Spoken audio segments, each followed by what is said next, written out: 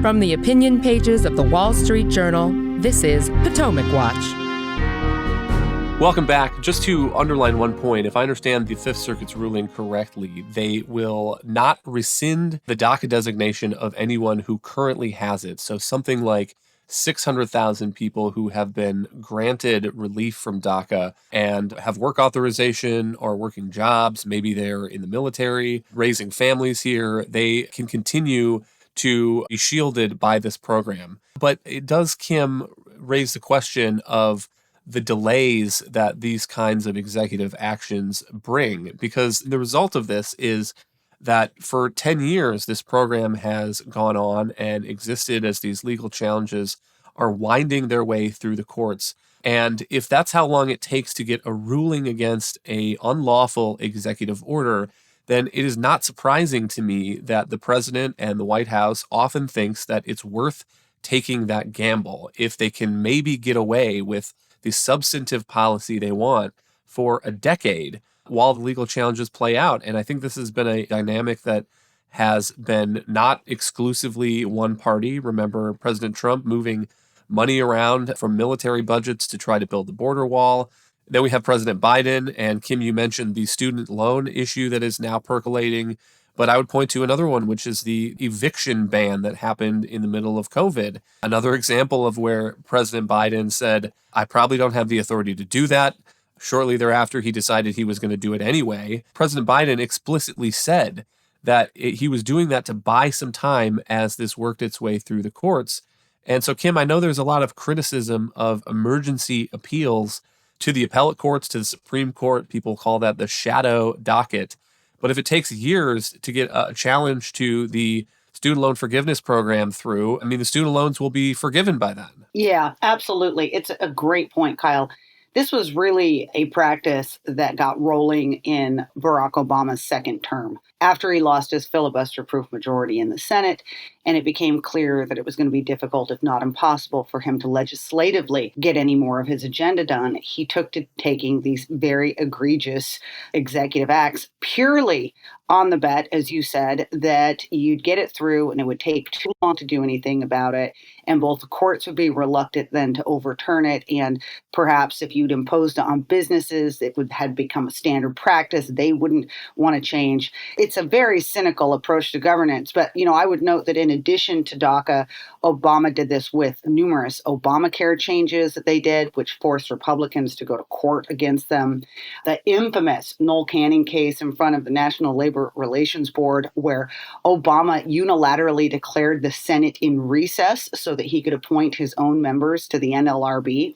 The Supreme Court ultimately ruled unanimously that that was an illegal, unconstitutional abuse of his powers, but nonetheless allowed every single decision that those NLRB board members had made in their illegal time there to stand.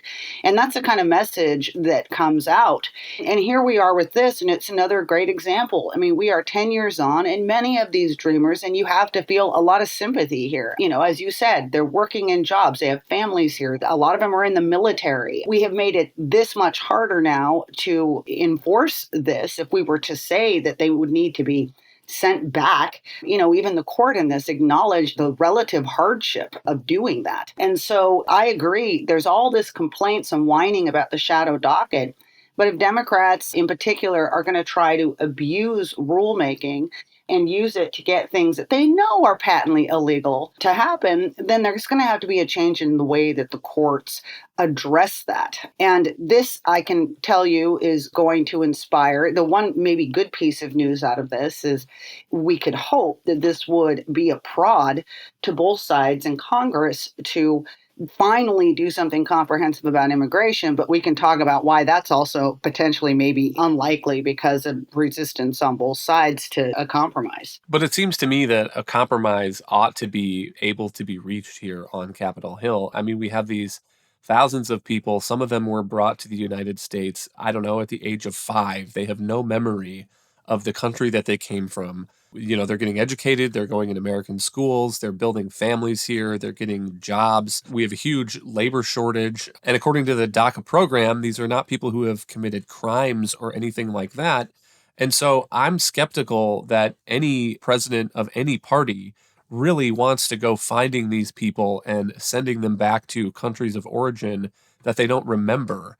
So, Alicia, I mean, is there any sort of middle ground that you can see Republicans and Democrats in Washington coming to, even if it doesn't deal with all of the rest of the immigration issues that we could talk about? I mean, is there room for a narrow bill to fix this DACA problem once and for all? I think there is. There was actually some proposals in Congress before the Supreme Court actually stepped in and basically allowed the program to continue under Trump. And I think you would have actually gotten some kind of compromise if the Supreme Court had just joined DACA at that time. Some of the proposals considered, some increased border security. And obviously, there's always debate of what do you mean by border security, boots on the ground, so to speak, or just increasing, funding for a wall. But were some proposals to trade, tens of billions of dollars in increases for border security in return for DACA legalization. I mean, some Republicans are pure restrictionists and want these people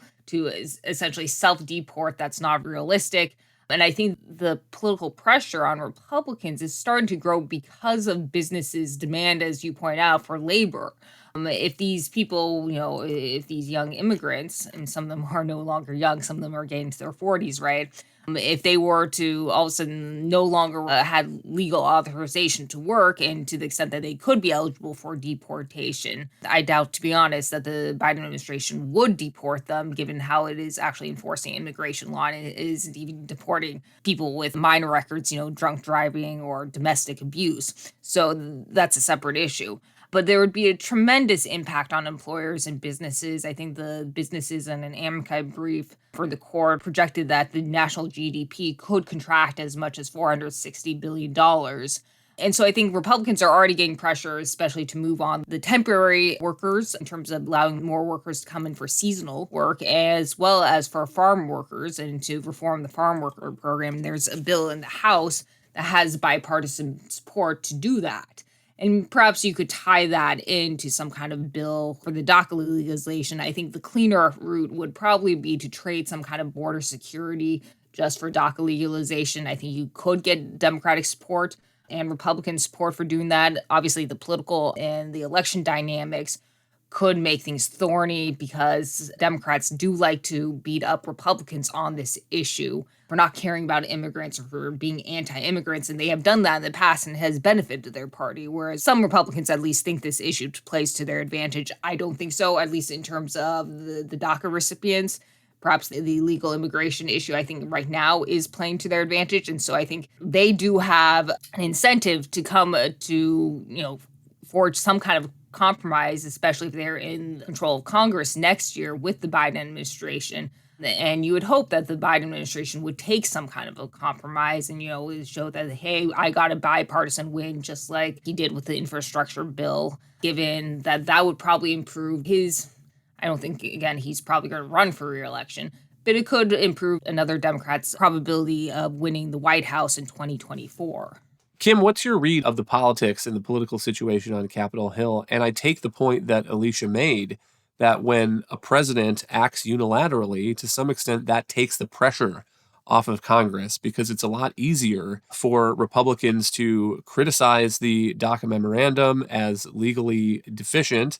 And it's a lot easier for Democrats to cheer the DACA memorandum than it is for both of those sides to sit down around a table and try to figure out what elements of the policies they don't actually like they can swallow to get a deal done. Yeah, I mean, why are we here? I'm not in any way going to approve of the fact that Obama issued what is a patently illegal order and exceeded his authority. That was bad. But it was also a reaction to Congress, which had for so long completely and utterly failed, has for so long completely and utterly failed to address the immigration question.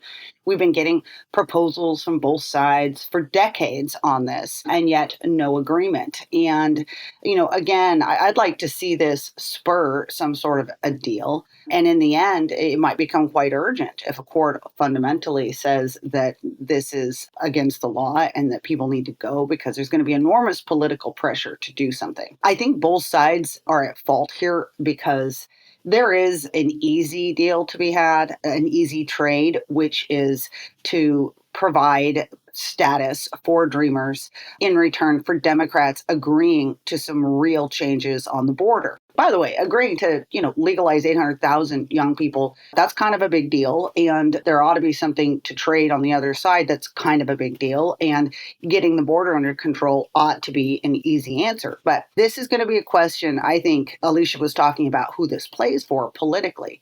Republicans do have a very strong card. There's a lot of people who are very unhappy about border security right now. And so I think this is going to be a little bit of a game of chicken. So Democrats are going to try to beat up Republicans for not caring more about the Dreamers.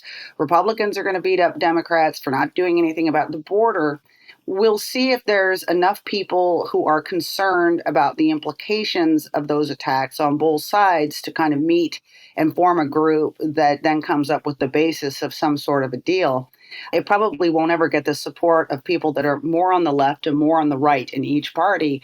But I do think that there could possibly be the basis for something of a trade along those lines. Thank you, Kim and Alicia. Thank you all for listening. You can email us at pwpodcast@wsj.com. If you like the show, please hit that subscribe button, and we'll be back tomorrow with another edition of Potomac Watch.